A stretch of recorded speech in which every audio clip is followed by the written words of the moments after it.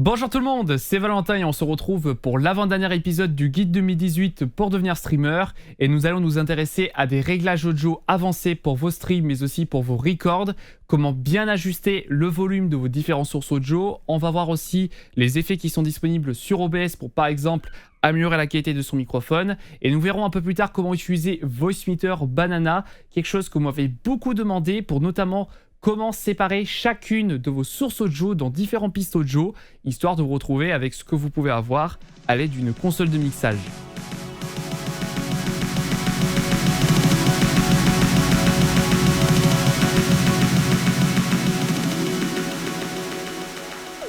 Nous voici donc sur OBS Studio où nous allons sans plus attendre nous intéresser à l'onglet mixage audio où théoriquement vous avez deux volumes. Vous avez celui qui correspond à votre PC et celui qui correspond à votre microphone.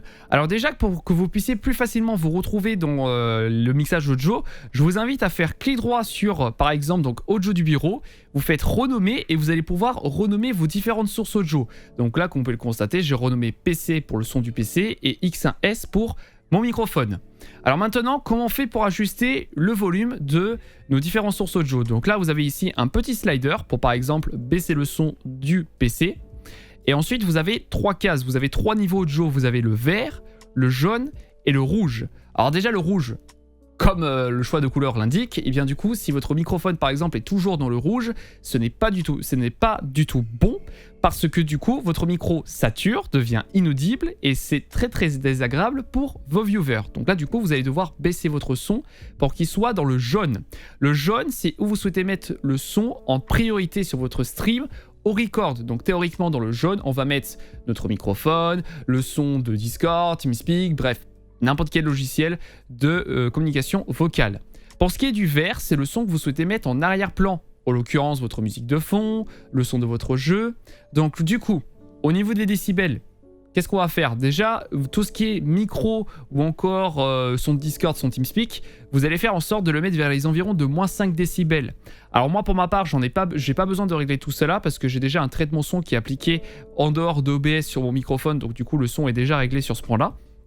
Et ensuite, pour ce qui est du son de jeu ou encore surtout de la musique de fond, vous allez faire en sorte de le mettre vers les moins 25, moins 30 décibels. Comme ça, là, vous êtes sûr vraiment que le son est en arrière-plan et que votre micro et éventuellement la voix de vos potes est toujours en priorité. Si jamais, pour quelconque raison, vous devez monter le son un peu plus fort, je peux notamment penser à ceux qui jouent à des jeux d'aventure, des jeux d'horreur où il y a par exemple des dialogues, une histoire, vous pouvez monter le son jusqu'à les environs de moins 20, moins 15 décibels, mais après, n'allez pas au-delà de cela parce que sinon le son de par exemple de votre PC va être au même volume que votre microphone et du coup ça va être pas agréable du tout puisque du coup on va avoir du mal à comprendre ce que vous dites.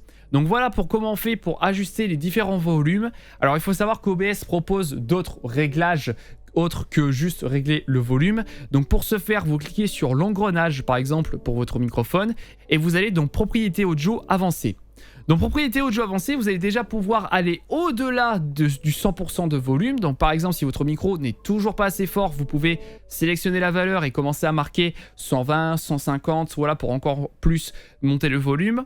Si jamais pour quelconque raison vous avez une source audio qui est en mono, donc du coup qui est en qu'un seul canal, donc par exemple on entend votre microphone que du côté gauche, eh bien vous cochez passer en mono et ça va permettre de remettre le son de gauche sur le son de droite aussi, donc du coup de faire une duplication du son du canal gauche vers le canal droit, histoire que votre son, voilà, on l'entend bien des deux côtés. Justement, vous avez ensuite la panoramique que je pense qu'on s'en fout littéralement parce que on va pas faire en sorte de mettre que le son à gauche ou le son à droite, voilà.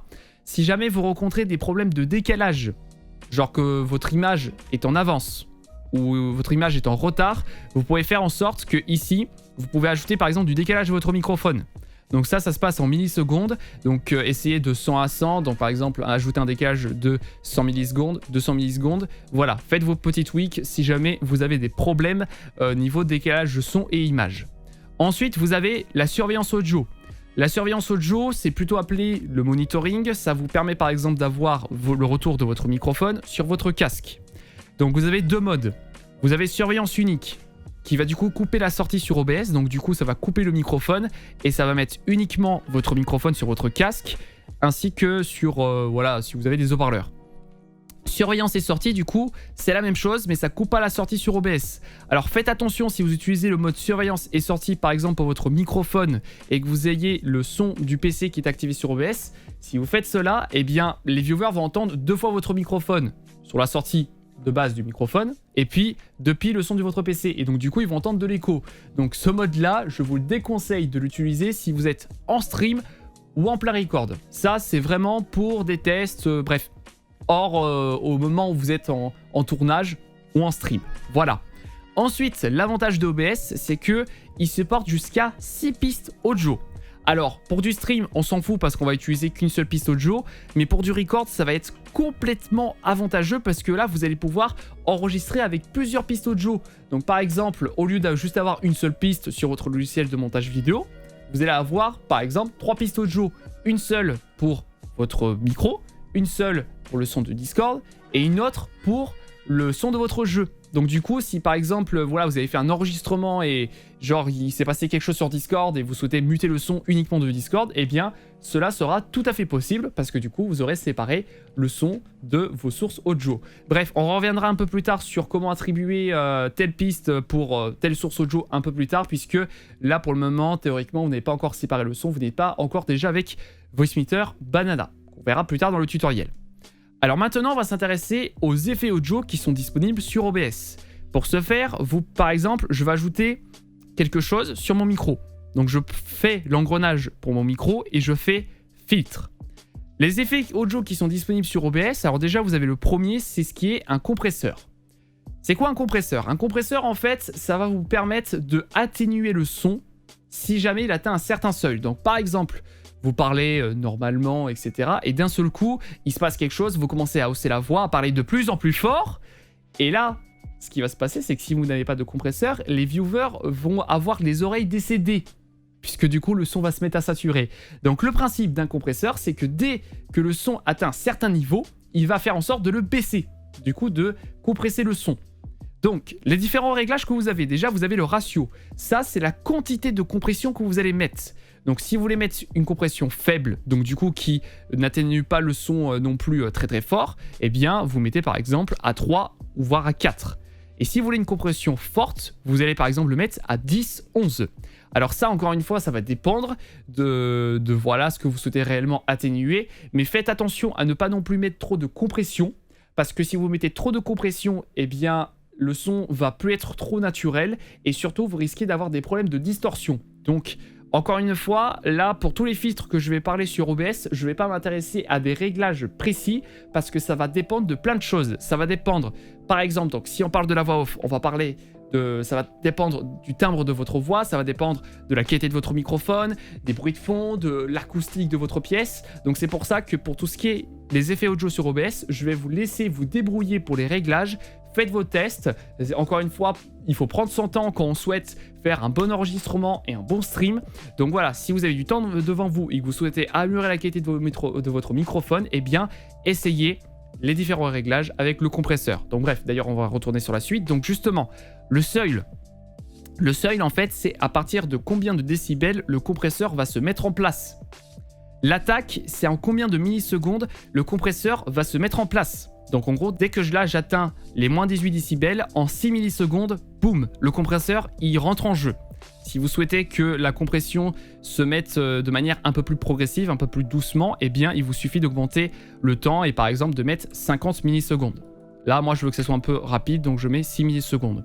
La libération, c'est la même chose, mais dans le côté inverse. Donc en gros, dès que vous êtes en dessous de moins 18 décibels, c'est là combien de millisecondes la compression va s'enlever. Donc si vous voulez que la compression s'enlève de manière progressive, eh bien, vous augmentez le temps de la libération. La sortie gain, c'est qu'avec tous les réglages que vous avez fait pour la compression, vous avez un son malheureusement brut qui est assez faible. Et bien justement, le principe de la sortie gain, c'est de remonter le son et le remettre à bon niveau si jamais après que vous avez mis la compression, le son est trop faible. Ensuite, vous avez une fonctionnalité avec la compression, c'est le sidechain ducking. Alors c'est quoi le principe du ducking? C'est en gros, imaginez que pendant que vous parlez, le son se baisse automatiquement de par exemple, je sais pas moi, de votre musique, votre son de jeu, voilà, et que dès que vous parlez plus, ça remonte le son automatiquement. Eh bien, c'est ça le principe du docking. C'est voilà, donc une sorte de mixage audio semi-automatique, puisque là, vous aurez réglé avec la compression à partir de combien de niveaux, etc. Donc, si vous voulez vous intéresser au docking, je l'ai abordé dans une autre vidéo qui est sur la présentation des fonctionnalités d'OBS Studio 21. Donc, je vous mets la vidéo juste en haut à droite de votre écran avec le timecode pour que vous puissiez accéder directement à la partie consacrée au docking. Et en plus de ça, dans cette vidéo, je m'en souviens, j'avais fait un test audio pour vous montrer de quoi il est capable, le docking de OBS Studio. Donc voilà pour le compresseur. Ensuite, après le compresseur, nous avons un gain. Donc voilà, le filtre gain, c'est pour encore une fois remonter le son si jamais il est trop faible. Donc comme ce que je vous avais montré pour le compresseur. Ensuite, vous avez le noise gate. Le principe d'un noise gate, c'est de faire en sorte que dès que le volume soit du coup à un certain nombre de décibels, le micro en fait il se coupe. Donc ça va être très pratique si par exemple vous êtes en extérieur, que vous avez énormément de bruit de fond et que vous souhaitez juste que votre micro s'active quand vous parlez, eh bien voilà le principe d'un noise gate. Donc là vous avez le seuil de fermeture, c'est dès que le volume est en dessous de moins de 32 décibels, le micro va se fermer. Et ensuite, le seuil d'ouverture, c'est la même chose, mais au moment, à combien de décibels le micro va s'ouvrir. Voilà. Ensuite, vous avez le temps d'attaque qui, du coup, c'est à partir de combien de millisecondes le micro va s'ouvrir. Le temps de maintien, c'est entre les deux valeurs, donc entre moins 32 et moins 26 décibels. Et le temps d'arrêt, c'est à partir de combien de millisecondes, dès qu'on est en dessous du seuil de fermeture, votre micro se ferme. Donc voilà, encore une fois, vous réglez un petit peu tous vos réglages. Voilà pour le noise gate. Ensuite, on a la possibilité d'ajouter des plugins VST. Alors, c'est quoi des plugins VST? C'est par exemple, si vous utilisez des logiciels de montage vidéo ou surtout de montage audio, je peux penser à, je sais pas moi, Audacity, FL Studio, Ableton Live. Et bien du coup, ça va vous permettre d'utiliser vos fameux plugins, donc peut-être un compresseur beaucoup plus puissant. Ça va vous permettre d'utiliser tous ces plugins sur OBS. Alors, faites attention parce qu'il y a certains plugins VST qui consomment pas mal de ressources. Donc si vous ajoutez un gros plugin VST avec en plus de ça l'encodage de votre stream ou de votre record, bah votre PC va avoir un peu du mal. Donc personnellement, les plugins VST, je vous conseille pas trop de l'utiliser sur OBS. Déjà ceux de base fonctionnent plutôt bien. Et justement, on arrive sur le dernier, c'est la suppression du bruit. Alors la suppression du bruit, contrairement au noise gate, celui-là en fait va essayer justement d'enlever les bruits de fond. Alors sachez que ce n'est pas un filtre qui est vraiment la solution miracle. Genre si vous avez masse de bruit de fond, que vous avez votre famille derrière, etc. C'est pas le truc miracle qui va vous enlever tout le bruit de fond en fait. Là, c'est pour enlever des légers bruits de fond. Par exemple, si vous avez un bruit de souffle directement sur votre microphone, ou par exemple, on entend les ventilateurs de votre PC sur votre microphone. Ça, par contre, ça va réussir à l'atténuer. Donc, vous essayez encore une fois un petit peu vos réglages, voilà, avec la suppression du bruit. Donc, vous cherchez en fait à partir de combien de décibels vous avez le bruit, donc par exemple le ventilateur de votre PC. Si c'est vers les environs de moins 45, moins 40 décibels, bien vous mettez la valeur maximale, donc du coup, moins 40 décibels par exemple. Donc voilà, si c'est en dessous de moins 40 décibels. Mais encore une fois, faites attention de ne pas mettre cette valeur trop haute, donc justement de mettre un nombre de décibels trop fort, parce que si par exemple vous mettez à moins 20, moins 10 décibels, donc théoriquement, c'est même si vous parlez genre pas très fort ou de manière normale, normalement votre enregistrement est censé être vers les environs de moins 10 décibels. Donc justement, si vous mettez une valeur qui est trop forte, eh bien cela va dégrader considérablement la qualité de votre voix. Votre voix, en fait, va sonner de manière bizarre. Il va y avoir de la distorsion, ça va pas être clair. Donc, c'est pour ça que je disais que ce filtre, en fait, ce n'est pas la solution miracle pour si vous avez énormément de bruit de fond qui est fort. Voilà, c'est vraiment pour des bruits de fond qui sont faibles. Donc voilà pour tout ce qui est des effets audio que vous avez sur OBS. Donc vous pouvez voir quand même qu'on peut déjà faire des trucs assez sympas avec le compresseur, le noise gate, etc. Maintenant, on va passer au moment où nous allons nous intéresser comment séparer vos différentes sources audio à l'aide de Voicemeeter Banana. Donc Voicemeeter Banana, pour le télécharger, vous vous rendez dans la description, vous aurez le lien pour le télécharger. Donc vous descendez et ensuite vous téléchargez le fichier .exe. Alors attention, attention, là je vous surprends parce que il faut savoir un truc. Voicemeeter Banana, c'est un logiciel de console de mixage virtuel. Et le truc, c'est que si vous le configurez mal, eh bien, il va vous arriver plein de scénarios. Il peut vous arriver de plus avoir le son de votre PC, il peut vous arriver que le son de votre microphone ne marche plus, Il peut vous arriver aussi que le son de votre PC soit sur votre microphone et que du coup les gens qui sont sur Discord entendent tout ce qui se passe sur votre PC.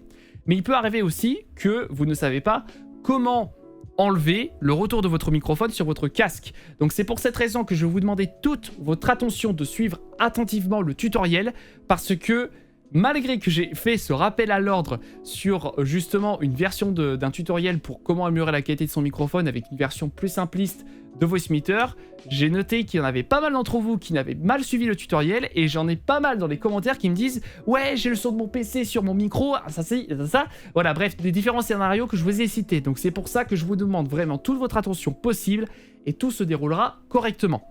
Donc, avant que vous l'installez, il se peut déjà que quand vous allez l'installer, en fait, Windows va mettre du coup le nouveau périphérique de Voicemeeter, donc Voicemeeter Input, en par défaut. Et du coup, vous n'allez plus avoir le son de votre PC. Donc pour ce faire, vous allez en bas à droite dans la barre de tâches. Vous faites clic droit sur votre volume. Vous allez aller dans Son. Une fois que vous avez cette fenêtre, vous allez aller dans Lecture, qui correspond du coup à vos sorties. Donc tout ce qui est voilà, votre casque, votre haut-parleur, etc. Et là, ce qui va se passer, c'est qu'au moment où vous allez installer Voicemeeter Banana, vous allez avoir deux trucs. Vous allez avoir Voicemeeter Input et vous allez avoir Voicemeeter Aux Input. Et vous allez devoir mettre par défaut Voicemeeter Input. Et avant de mettre celui-ci, Voicemeeter Input, en tant que par défaut, vous allez déjà lancer Voicemeeter. Et ensuite, vous avez en haut à droite Hardware Out. Vous allez cliquer sur A1. Et là, vous allez avoir vos périphériques. Alors, vous avez différentes formes. Vous avez le WDM, vous avez le KS, vous avez le MME, ou encore si vous avez une console de mixage, par exemple, moi j'ai la Yamaha G03 notamment pour mon microphone, j'ai du ASIO. Donc là, ce que vous faites, c'est que déjà, vous allez passer en WDM. Et une fois que vous avez mis votre périphérique en WDM, justement, vous allez dans les paramètres de Windows et vous mettez par défaut Voicemeeter Input. Comme ça, là, vous êtes sûr déjà d'avoir le son de votre PC. Si jamais vous avez des grésillements, donc en l'occurrence des pertes de latence, que du coup vous avez des bugs, vous avez votre son là qui sonne très très bizarrement, et bien du coup vous passez non pas le périphérique en WDM mais vous le mettez en MME. Si malgré que vous avez mis votre casque ou haut-parleur en WDM ou en MME et que vous avez du coup toujours des grésillements, c'est que du coup vous avez un problème avec votre périphérique et qui semble ne pas être compatible avec Voicemeeter. Et que du coup, là, malheureusement, pour séparer les différentes sources audio, il va vous falloir une vraie console de mixage et dépenser un sacré budget. Voilà. Bref, donc moi, pour ma part, l'avantage d'être avec la Yamaha G03, c'est que je peux me mettre directement en ASIO et j'ai déjà mon microphone qui s'est mis en place. Donc justement, pour mettre son microphone, vous avez ici 3 entrées. Donc là, j'ai la possibilité de, par exemple, mettre 3 microphones. Donc là, je vais cliquer sur Hardware Input 1. Et je vais mettre mon microphone. Donc, si vous êtes en WDM pour votre casque haut-parleur, vous mettez en WDM. Si vous êtes en MME, vous mettez MME. Ensuite, qu'est-ce que nous avons comme différents réglages pour votre microphone? Vous avez déjà un compresseur de base sur Voicemeeter. Le compresseur n'est pas si fabuleux que ça. Parce que du coup, vous pouvez constater que j'ai qu'un seul réglage pour le compresseur. Et donc ouais, du coup, le problème du compresseur de Voicemeeter, c'est que là, si vous commencez à aller sur des valeurs genre 1,5, 2, vous allez constater que même avec un micro type Bird UM1, pour citer un exemple, vous allez avoir plus facilement de chances qu'on entende des bruits de fond. Donc c'est pour ça que le compresseur de Voicemeeter, je vous le conseille pas. Utilisez plus le compresseur que je vous ai montré précédemment directement sur OBS. Ensuite, on a le noise gate, donc le noise gate pour pouvoir du coup enlever le son de son microphone, donc le muter automatiquement dès qu'on est en dessous d'un certain nombre de décibels.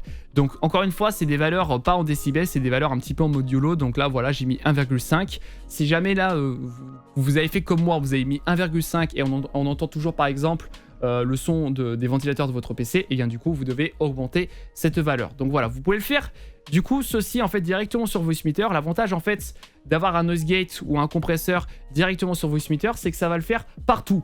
Là, les effets que vous êtes en train d'appliquer sur Voicemeeter, ça va le faire sur Discord, sur je sais pas moi, si vous êtes sur Omegle par exemple, ça va le faire partout. C'est ça l'avantage en fait, c'est que là du coup vous êtes en train de faire un sort de traitement son en direct, comme je l'ai actuellement mais avec autre chose que Voicemeeter. Alors justement, pour pouvoir rendre un peu mieux la qualité de son microphone, c'est dans le IntelliPan que ça va se passer. Et là, vous avez un petit carré où vous allez pouvoir le mettre un peu n'importe où. Alors pas non plus ici. Parce qu'en gros, La partie au-dessus là que je montre avec le curseur, c'est en fait de l'écho. Donc vous faites en sorte déjà que le carré ne soit pas dans cette partie ici parce que sinon vous allez avoir de l'écho qui s'ajoute à votre microphone. La partie ici, c'est ce qui est des graves. Donc si vous mettez le carré donc plus vers la gauche, vous allez avoir votre microphone qui est accentué plus sur les graves. La partie droite, c'est le même délire, mais vous accentuez plus le microphone sur les aigus.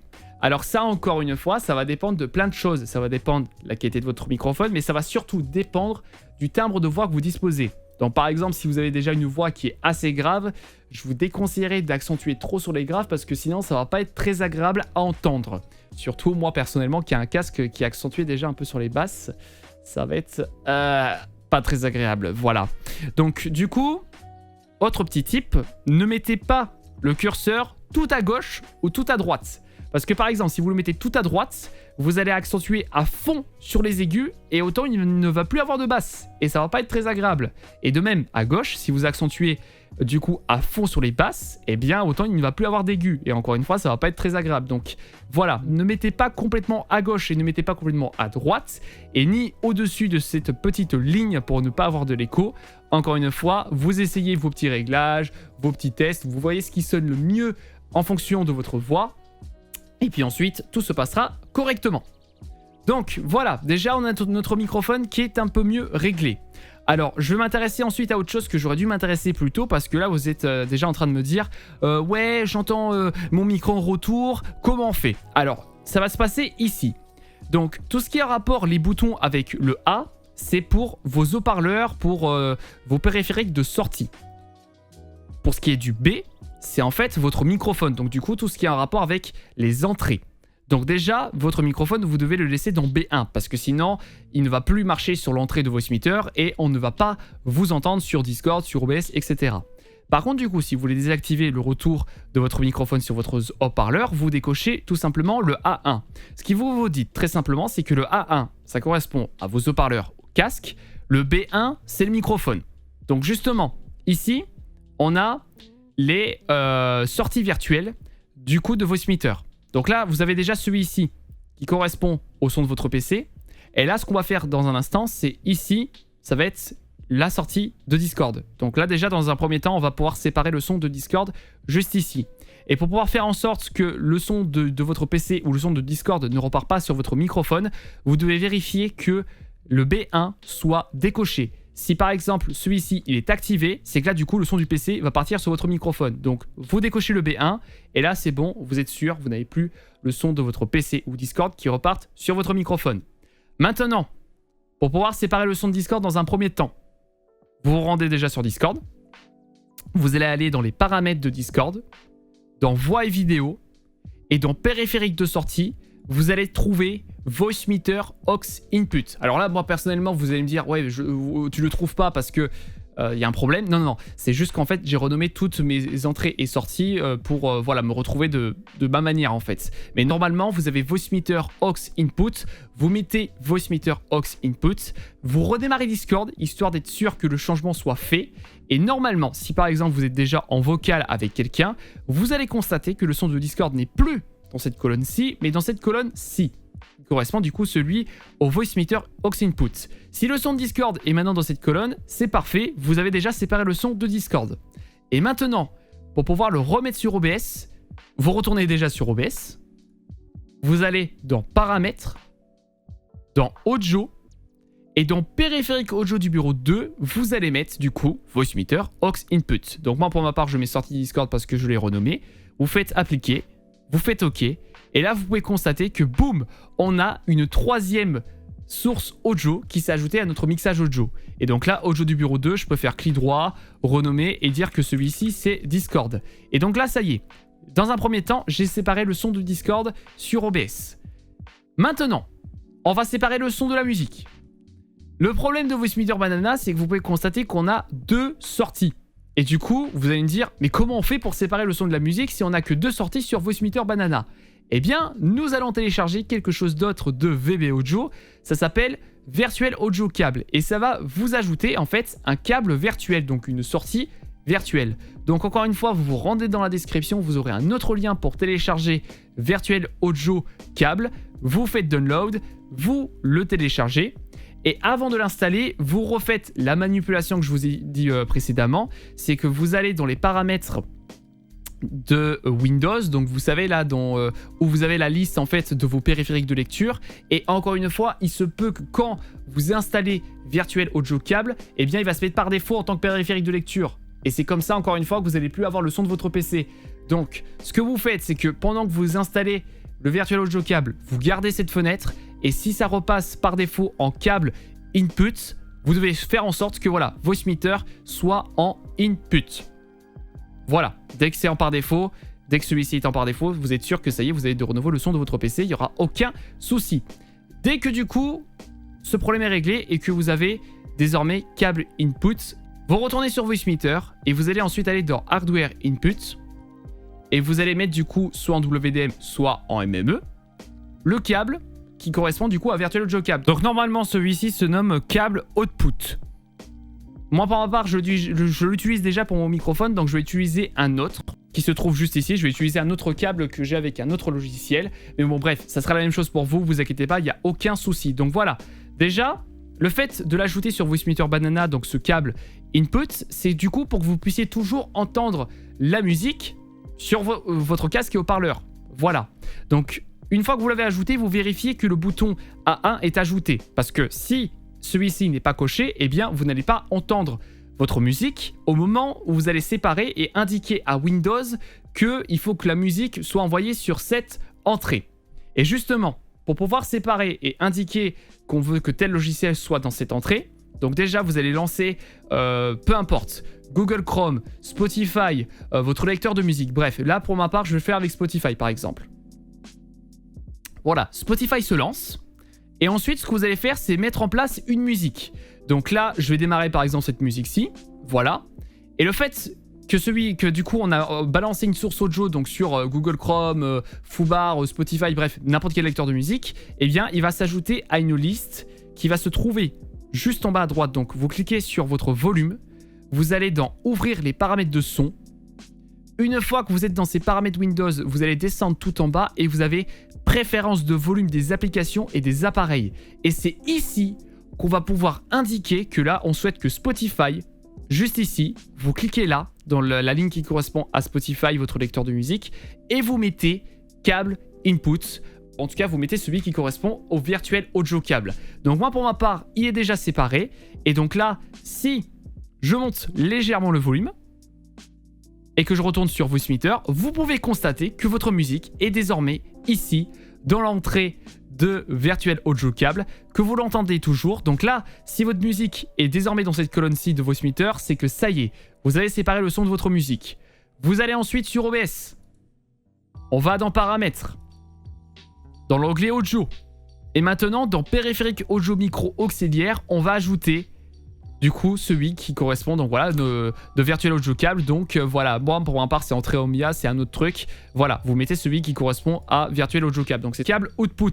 Et là, si on descend dans le mixage audio, vous pouvez constater qu'on a désormais une quatrième source audio qui correspond à notre musique. Donc là, on va faire clic droit sur celui-ci, renommer, et là on met musique. Et là, ça y est, on a notre volume spécifique pour la musique. Alors maintenant, vous allez me dire, comment on fait pour qu'il n'y a que les viewers qui puissent entendre la musique? Eh bien, c'est tout bête. Vous allez sur Voicemeeter, et là, si vous voulez pas entendre la musique, vous décochez A1, et boum, il n'y a pas vous qui entendez la musique, il y aura juste les viewers, puisque vous aurez ajouté le périphérique sur OBS. Donc là, comme je le disais plus tôt dans la vidéo, ce que vous faites, c'est que vous baissez le nombre de décibels, donc vers les environs de moins 30, moins 25 décibels. Comme ça, vous êtes sûr que la musique de fond est parfaitement réglée sur Spotify, enfin voilà, sur OBS. Et là, vous mettez du coup sur Spotify donc le volume à fond. Et là, hop, vous êtes sûr que le volume est limité à moins 30 décibels pour votre stream ou record. Une fois que tous nos sources audio sont séparées, on va faire un petit truc du coup pour le record, c'est comment attribuer telle source audio pour telle piste audio. Donc, vous faites l'engrenage, ici par exemple pour la musique, vous allez dans Propriétés audio avancées, on va partir tout à droite, Et là, vous avez du coup les 2 nouvelles pistes donc, qui ont été ajoutées. Donc voilà, puisque là, il y a toutes les pistes qui sont cochées. Donc déjà, ce que vous allez faire, c'est que vous allez laisser toutes vos sources audio dans la piste numéro 1. Pourquoi on les laisse tous dans la piste numéro 1? Parce que quand on stream, on se sert de qu'une seule piste audio. On ne peut pas faire un stream avec plusieurs pistes audio, ça sert à rien. Donc si vous laissez pas une des sources audio dans la piste numéro 1, bah, elle ne va pas s'entendre sur votre stream. Donc voilà, toutes les pistes audio, vous laissez déjà en 1. Et maintenant, par exemple dans la piste numéro 2, je veux que ce soit le son de mon PC. Donc là, je coche ici la ligne qui correspond au son du PC. Je mets 1 pour mon stream, 2 pour mon record. Maintenant, je veux attribuer une piste pour mon microphone. Donc là, mon microphone, il est juste ici, c'est X1S. Je retourne ici, là je mets 1 et là ensuite je mets 3 pour du coup dire que voilà, c'est la piste spécifique pour l'enregistrement. Là, je veux une piste spécifique pour Discord. Donc Discord, il est ici. Là, ce que je fais, c'est que là, je décoche 2 et 3 parce qu'elles sont déjà utilisées pour le son de mon PC, enfin de mon jeu par exemple, et de mon microphone. Et là, boum, je mets piste numéro 4. Et là, je fais la même chose pour le son de la musique. Je laisse 1 pour le stream. Je décoche 2, 3 et 4 parce qu'elles sont déjà utilisées. Et là, je mets juste la piste numéro 5 qui correspond du coup à le son de la musique. Voilà, la piste spéciale pour la musique. Et maintenant, une fois que vous avez attribué chacune de vos sources audio une piste audio spécifique, vous fermez ceci. Vous allez dans les paramètres et vous vérifiez. Déjà dans profil, justement, j'allais oublier. Vous vérifiez dans profil que vous êtes sur votre profil d'enregistrement, pas votre profil de stream. Une fois que vous êtes sur votre profil de record, vous allez dans paramètres, dans sortie, dans enregistrement. Vous décochez la piste numéro 1 parce que c'est la piste qui est utilisée pour le stream. Et du coup, vous cochez piste numéro 2 qui normalement correspond au son de votre jeu. Enfin bref, tout ce qui est autre chose que ce qu'on a séparé, voilà. La piste numéro 3, votre microphone. La piste numéro 4, le son de Discord. Et là, en l'occurrence, la piste numéro 5, le son de votre musique. Une fois que vous avez coché le nombre de pistes audio que vous utilisez, vous faites appliquer, OK, et ça y est, on vient de finir cet épisode. On vient de finir tout ce qu'il nous faut pour avoir des réglages audio avancés, une meilleure qualité de son microphone, séparer le son des sources audio. Voilà, dans le dernier épisode du guide pour devenir streamer, on va s'intéresser à Streamlabs The Chatbot. Le principe d'avoir un chatbot sur, du coup, l'occurrence notre chat, c'est un robot en fait qui va vous permettre déjà de modérer un petit peu automatiquement, donc de sanctionner automatiquement les personnes qui insultent, qui spamment, donc qui viennent voilà, nuire le chat de votre stream. Ça va vous permettre aussi d'ajouter des fonctionnalités telles que des commandes, par exemple un petit classement compteur de ceux qui regardent le plus vos streams. Bref, pour ne pas rater cet épisode, je vous invite à vous abonner à ma chaîne YouTube et activer les notifications pour être sûr de ne rien rater. N'hésitez pas à me faire part dans les commentaires qu'est-ce que vous en avez pensé de cet épisode. Est-ce que vous êtes content d'avoir enfin des réglages audio avancés et surtout séparer chacune de vos sources audio? Voilà. N'hésitez pas aussi à récompenser mon travail et le savoir-faire que je vous ai donné en regardant des publicités gratuitement sur ma page Utip. Une publicité est égale à 5 centimes. Gros merci à tous si vous avez regardé cet épisode en intégralité, donc jusqu'à sa fin. Ça me fait super plaisir. On se retrouve très rapidement pour du nouveau contenu. C'était Valentin Bram. Peace!